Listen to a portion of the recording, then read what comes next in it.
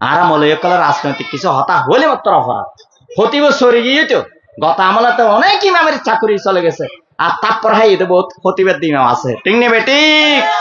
কত বড় বড় বেয়াদব সান্ডালত কলে শতাং নিয়ে গিয়ে দে জোরে বলি নাউজুবিল্লাহি মিন জালিক ভাইয়েরা খরচ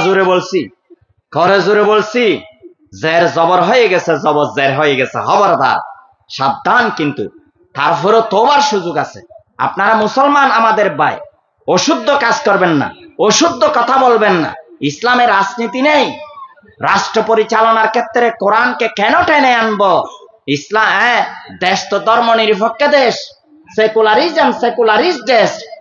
ধর্ম নিরপেক্ষ ভাবে চলবো দে এই দেশ কারণ এই দেশে হিন্দু আছে বৌদ্ধ আছে এতালা বলে ধর্ম নিরপেক্ষ সালাদ দে খবরদার ধর্ম নিরপেক্ষতাবাদ আল্লামা সাইদি সাহেব ওনার তাফসিরুল কোরআন মাহফিলে প্রতি বছর বিভিন্ন সময় তিনি ব্যাখ্যা করে দিয়েছেন